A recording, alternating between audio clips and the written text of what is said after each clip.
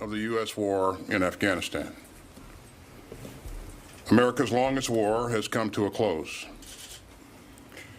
Now, both as Secretary and as a veteran of our Afghan war, my thoughts have been with the brave Americans who stood up to serve after al-Qaeda attacked us on September 11, 2001.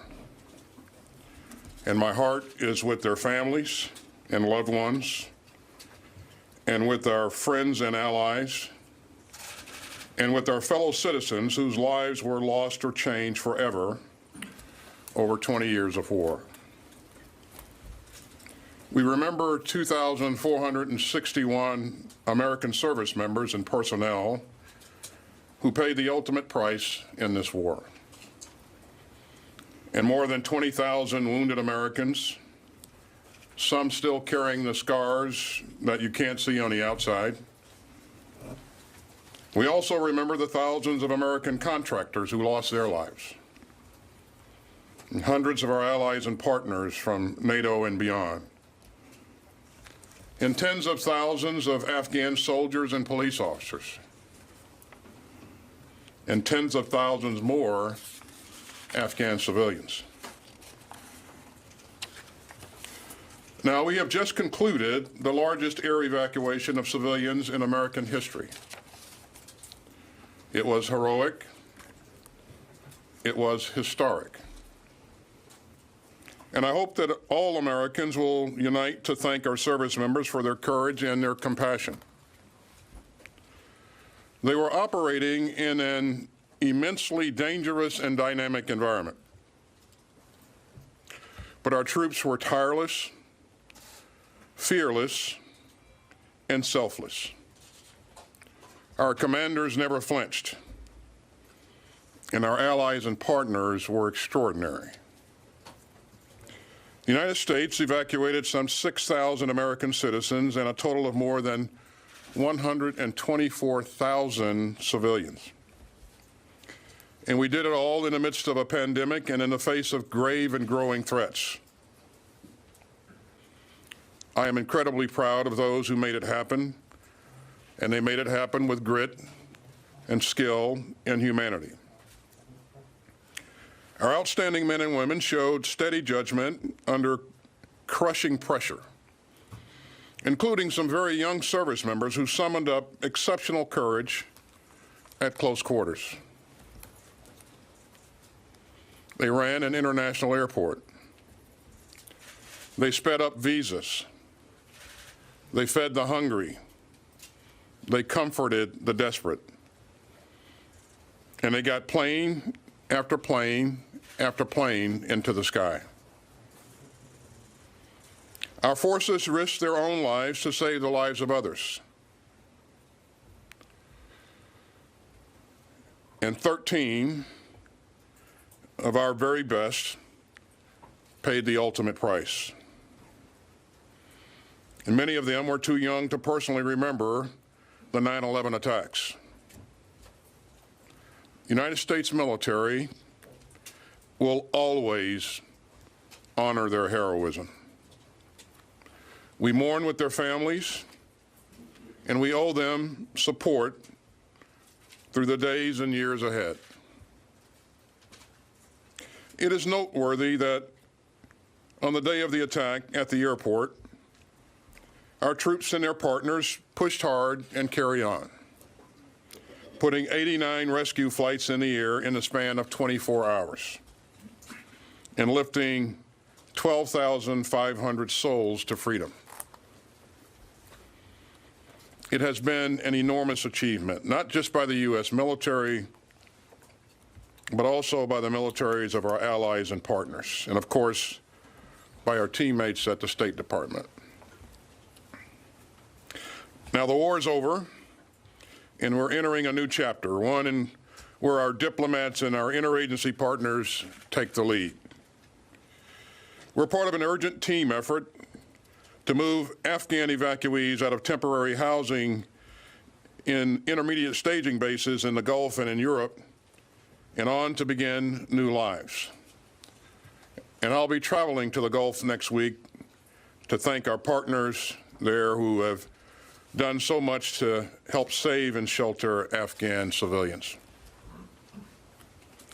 Now, some of those brave Afghans will be coming to make new lives with their families in America, after careful screening and security vetting run by our interagency partners. We're temporarily sheltering some of these evacuees at military facilities here at home. And I'm proud of the way that our military communities have welcomed them. Some of these courageous Afghans fought alongside us. And they and their families have more than earned their places in the land of the free and the home of the brave. And welcoming these Afghans isn't just about what they've done,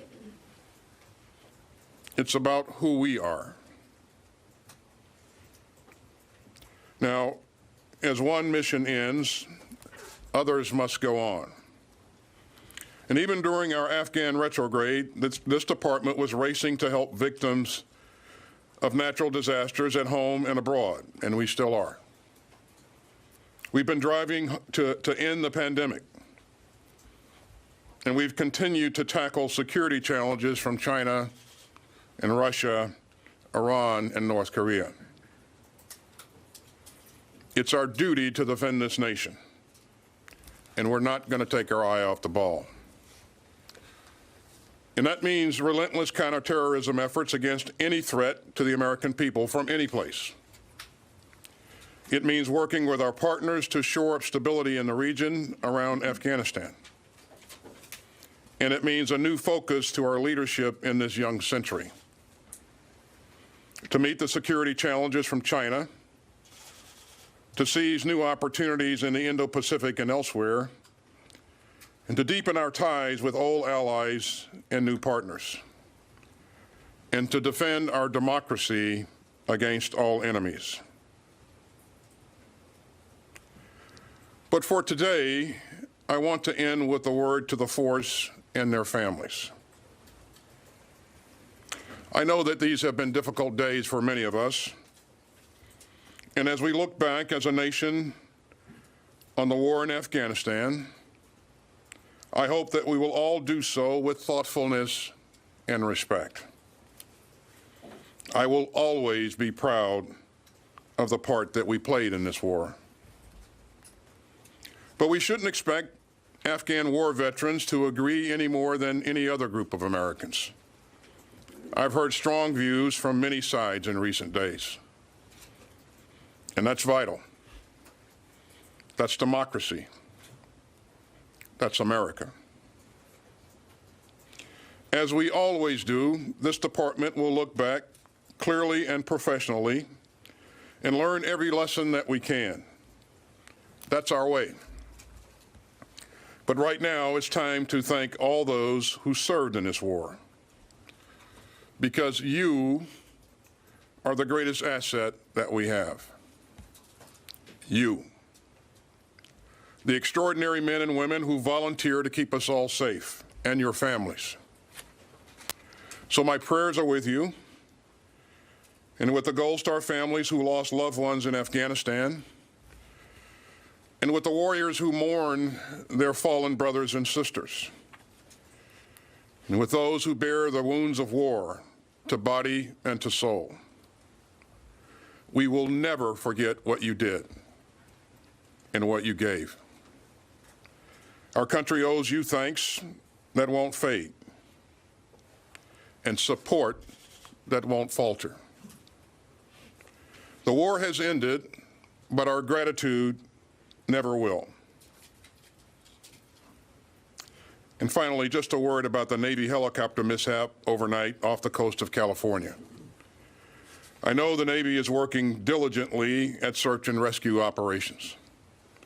And on behalf of the whole department, I want to pass on our thoughts and prayers for the best possible outcome.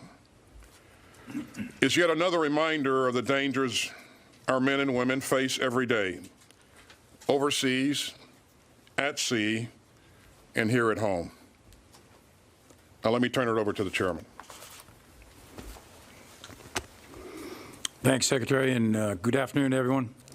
3 weeks ago, the United States military received the mission to conduct a non-combatant evacuation operation from Afghanistan in support of the Department of State. In order to evacuate American citizens, the Department of State designated Afghans with a directed completion date of 31 August.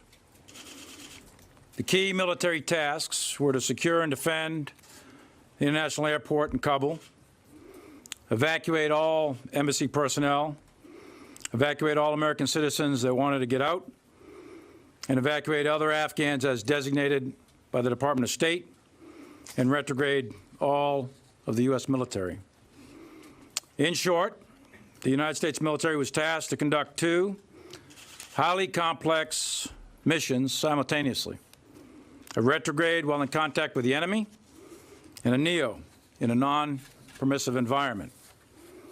We executed that mission in a highly dynamic, dangerous operating environment from a war-torn country, and it was conducted across 9 countries and 26 intermediate staging bases and temporary safe havens.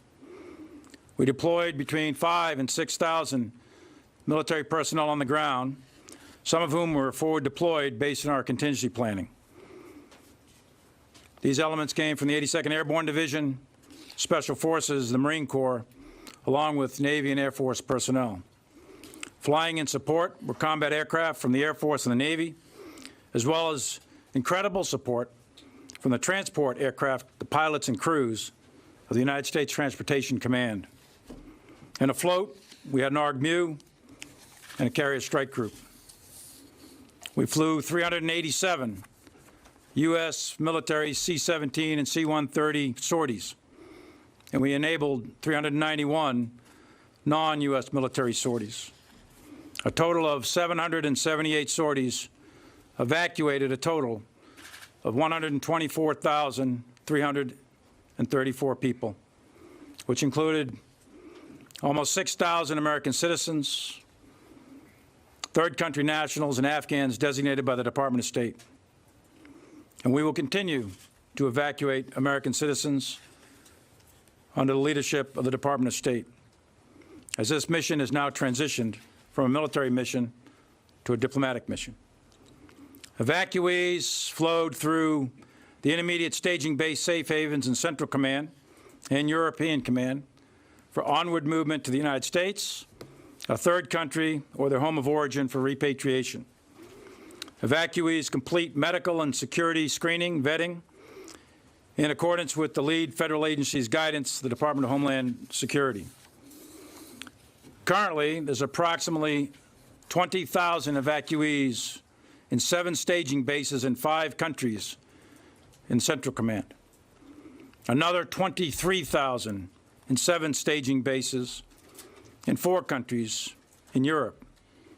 And as of this morning, there are approximately 20,000 Afghans who arrived at 8 different military bases in the continental United States.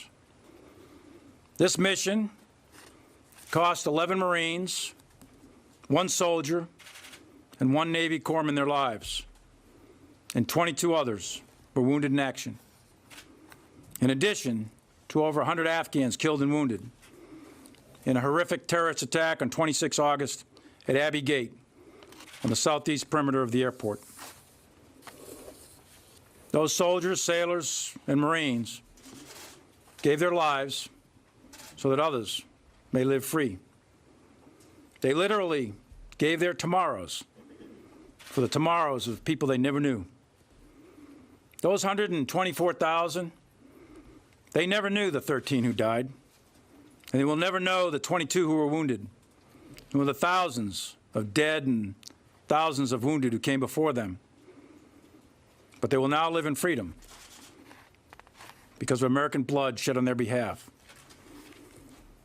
Nearly 2 decades have passed since that horrible, dark September day in our nation's history when 2,977 innocent lives were murdered. Since then, the men and women of the United States military and our interagency partners have fought tirelessly to defeat terrorists in Afghanistan and around the world. both at home and abroad. Their talent, their efforts have carried this fight day and night. In Afghanistan, our mission, our military mission, has now come to an end. And we're going to learn from this experience as a military. How we got to this moment in Afghanistan will be analyzed and studied for years to come. And we in the military will approach this with humility, transparency, and candor. There are many tactical, operational, and strategic lessons to be learned. 800,000 of us in uniform served in Afghanistan over the last 20 years. Our nation spent over $1 trillion, and most importantly, 2,461 soldiers, sailors, airmen, and Marines gave the last full measure of devotion, while 20,691 were wounded, and untold thousands of others suffer with the invisible wounds of war as we close this chapter in our nation's history. And all of those casualties are alongside our allies and partners, and we should never forget that 60,000 Afghan national security forces gave their lives in the conduct of this war. Our counterterrorism efforts in Afghanistan and the region over 20 years has protected the American people from terrorist attack, and the men and women and children who were just evacuated will ultimately be the legacy to prove the value of our sacrifice. For the past 20 years, there's not been a major attack on our homeland. And it is now our mission to ensure that we continue our intelligence efforts, continue our counterterrorism efforts, continue our military efforts to protect the American people for the next 20 years. And we in the American military are committed to do just that. For those of us in uniform who served in Afghanistan, for our families who have suffered and sacrificed along our side, for those who have supported us, these have been incredibly emotional and trying days, and indeed years. We are all conflicted with feelings of pain and anger, sorrow and sadness, combined with pride and resilience. There are no words that I or the Secretary or the President or anyone else will ever do to bring the dead back, but we can always honor them. And one thing I am certain of, for any soldier, sailor, airman, or Marine and their family,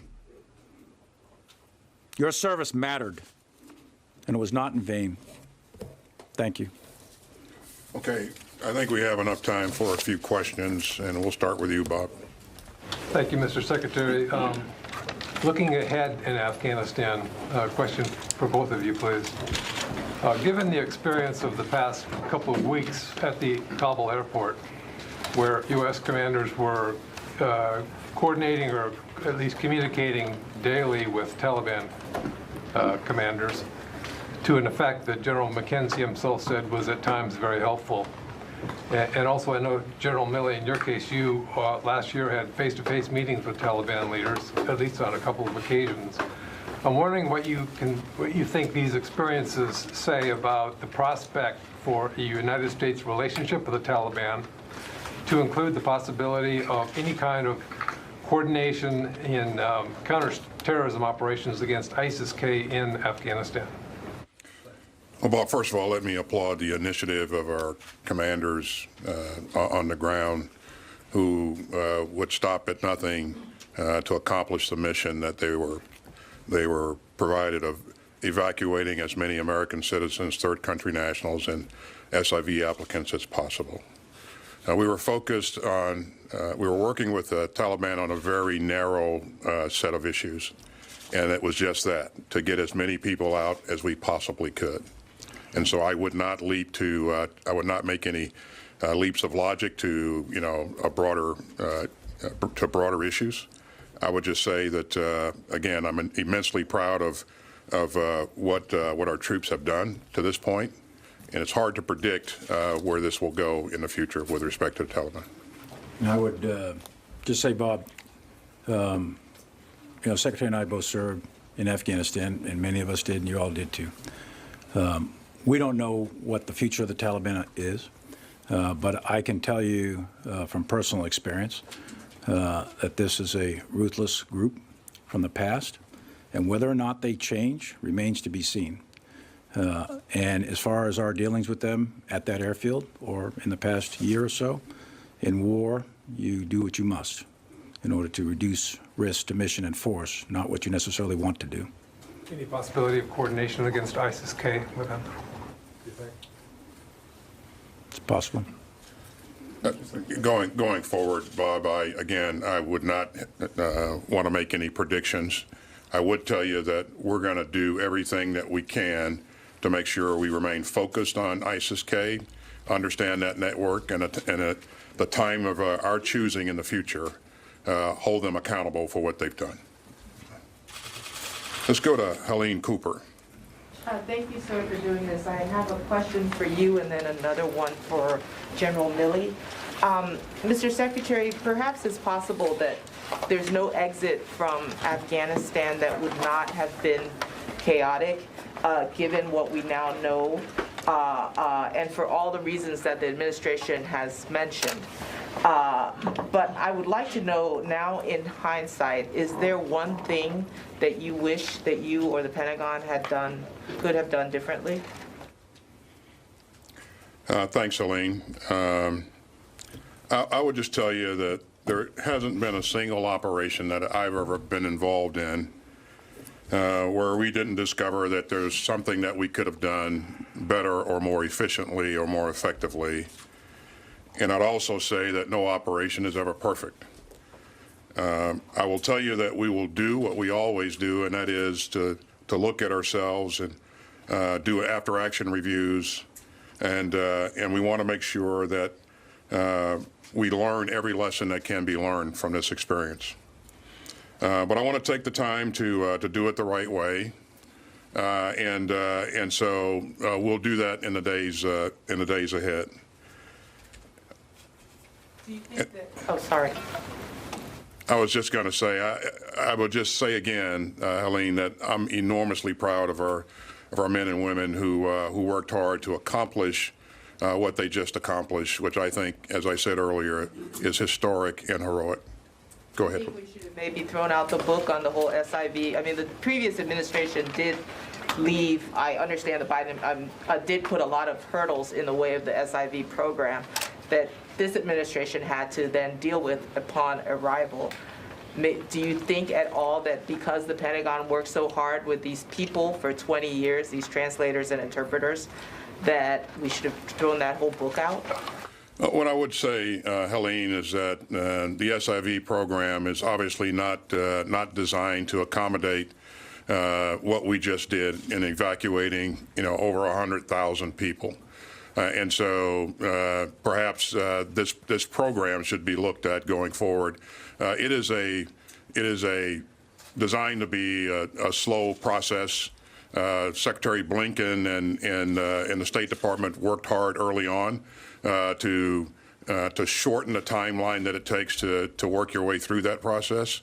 But again, for the type of operation that we just conducted, I think we need a different type of capability. And for General Milley, I wanted to ask you about Sunday's drone strike. Can you take us back to that morning? You have intel that ISIS-K is plotting another attack. The military spots a vehicle that you believe is full of carrying explosives, and we take the car out with a drone strike, and reports now say that we may have, that 10 civilians, as many as 10 civilians may have been killed.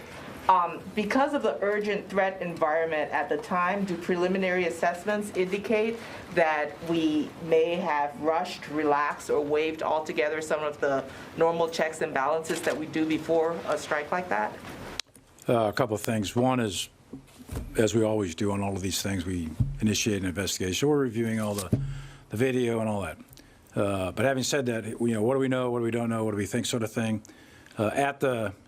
At the time, and I think this is still valid, we had very good intelligence that ISIS-K was preparing a specific type vehicle at a specific type location. We monitored that through various means, and all of the engagement criteria were being met. We went through the same level of rigor that we've done for years, and we took a strike. So that we did. Secondly, is we know that there were secondary explosions. Because there were secondary explosions, there's a reasonable conclusion to be made that there was explosives in that vehicle. The third thing is we know from a variety of other means that at least one of those people that were killed was a ISIS facilitator. So were there others killed? Yes, there are others killed. Who they are, we don't know. We'll try to sort through all that. But we believe that the procedures at this point, I don't want to influence the outcome of an investigation, but at this point we think that the procedures were correctly followed and it was a righteous strike. So we've got time for one more question, and we'll go to Barb for the last question. Thank you, sir. While your messages today from both of you, your messages of compassion and gratitude are certainly understood, in the last several days, both of you at multiple times have issued these kinds of messages and statements. And what I'm curious about is, what do you see in the country, with troops, with veterans, that makes you feel, it's a rare thing, that makes you feel these messages must continue, and you have put out so many in the last few days? And General Milley, I was very struck you used the words pain and anger, and that you understood that was out there. So as a combat veteran yourself of Afghanistan, can you help people understand that? Where does your pain and anger come from? If you could both answer your views on this. I would start by saying, Barb, that this is the longest war in our history. And so there have been a couple of generations that have participated in this war. And as we've gone about, I've gotten input and reactions that are from all sides of this issue. And as I said in my opening statement, that's to be expected. And of course, I respect that. And I think we have to provide ourselves the time and space to adequately deal with everything that our veterans have been through. And we will work through those issues. And the system will be there to support our veterans as we work through those issues. I just think, again, we need to respect each other's views and be supportive of each other. And the one thing I would say, Barb, is that people will process this differently. And for those who think they need help, please seek help. We're there for you. And as I said, you heard me say a number of times before, mental health is health, period. And so this will take time to work for people to work their way through. There are varying opinions on each side of the aisle, and that's to be expected and respected. So. Can you both assure? There was a question for General. So, Barbara, you asked me where my pain and anger comes from. I have all those same emotions, and I'm sure the Secretary does, and anyone who served. And I commanded troops, and I wasn't born a four-star general. I have walked the patrols and been blown up and shot at and RPG'd and everything else.